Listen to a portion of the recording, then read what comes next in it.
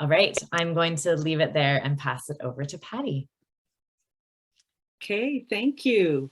So Kisa Kukit, everyone. I'm so happy to be here with you today and share one of my favorite activities, and that's Nature Detectives. And I hope that by sharing this, that you are able to take this activity and share it with your students later this week or in coming weeks. So the Nature Detectives activity really is an opportunity for students to get outside and use those sensory skills and get to know their area. And one of the first things about being a really good nature detective is actually knowing what animals are in your place, in your local area.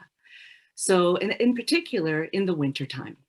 So having a discussion. So often what I'll do is I'll get the kids to round up in a circle, whether it be outside or in, and kind of have them brainstorm some of the ideas of the animals that they may feel live in their area in the wintertime. And so once we've established a good list of animals, we'll then talk about maybe some of those clues those animals leave behind that help us understand that they've been here. So some of those clues might be scat, which is the scientific word for animal droppings. They might leave tracks. They might leave bite marks on branches or twigs. They might leave a nest. They might also leave holes in a tree. So they have lots Rick, of... there's some things up here for you. So yeah, so they might, and they also might leave piles of food that tell us that they've been there. So what I'm going to encourage you to do is we're going to actually bring the outside in, and I have a series of slides of some clues left by animals. And in the chat, I'm going to ask you to write down what animal you think's been there. So we'll move to the first image. All right. So we notice some small tracks going towards a tree, and they're going back and forth. Maybe they're going to another tree. And they've also left some piles of cones. And it looks like maybe they've taken some of the seeds out of those cones to eat. So in the chat, what animal do you think has been there? Okay. Getting some answers coming in. See squirrel, deer, squirrel, lots of squirrel. All right. Well, let's find out who our mystery guest is. And if you guessed squirrel, you are correct. Yeah, so those piles are actually called midden piles. And we have a lot of those around here. So let's move on to our next mystery guest, number 2. And we'll look at that slide. So this mystery guest has left some prints. These are a little different than the squirrel tracks. These seem rather large, and some small tracks. They've also, we can see some bite marks on some of the twigs and some scat. The scat looks like it's got a lot of vegetation in it.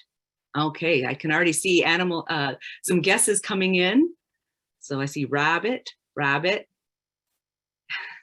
rabbit.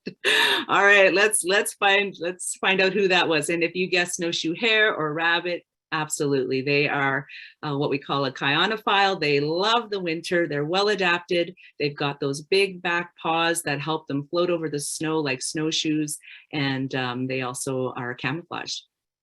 So we're going to go to our next slide.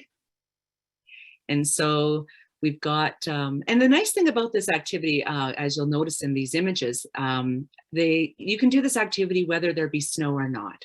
So if you're, in the Lower Mainland and you don't have a lot of snow, this activity can still be done. So we notice that there's some tracks, but these tracks, they look a little different. They don't look so much like the paw tracks we saw. They're more like hooves or horn-shaped. We also see some scat and maybe some rubbing or scratching. So who do we got? Deer, okay, deer. You guys know, you're good nature detectives. Okay, and our mystery guest is deer. All right, so we're gonna go to the next slide. And before we play the video, I just want to tell you briefly about this. So this was a group that I took out a couple weeks ago here in Kimberley, and it's a group of kindergarten students. And so we had the discussion about what animals are in the area, also what potential signs we might see. And then, as any good detective needs, they need some kind of stick to mark where they're investigating for their clues. So each student got a stick with a bit of flagging tape, and they were to go around and look to see what they could find that intrigued them or made them, ask some questions. So this is what happened. They were just on the log. And that was for me. Okay. How do you know they're mouse tracks? Because they're little. Oh, because they're little. Okay, thanks, guys. Okay, so super short and sweet. That activity took about 15-20 minutes. So it wasn't a long activity, but the kids had a great time, and they were able to share with other students what they found. So it's a great activity. I know the whittle. So I'll move to the next slide. And one of the things I like to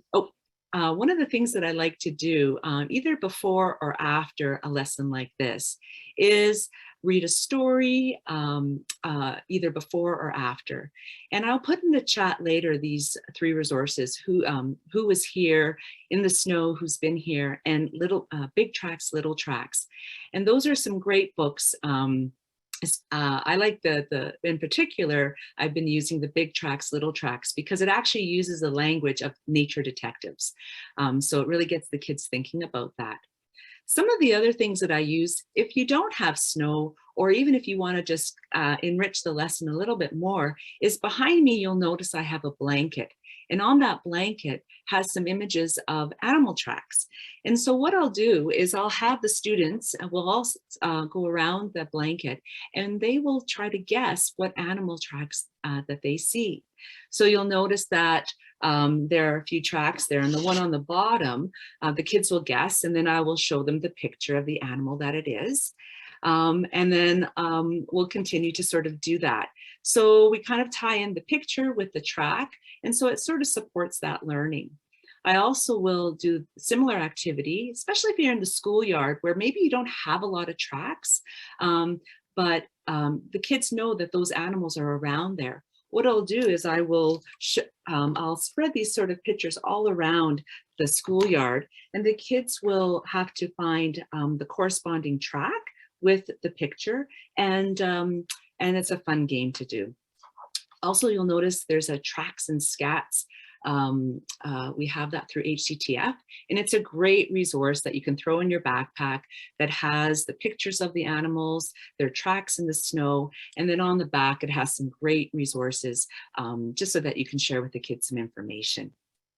So I have one more slide. And so you'll notice in this slide, we have a little bit different tracks. Something's come in and swooped in. And I'm wondering if anyone can guess what that track is there. It's got a very unique track pattern. Okay, yeah, so if you guessed owl, you are correct. Yeah, so I'm gonna let the next mystery guest that's in that image, we're gonna move on to that activity now. Thank you.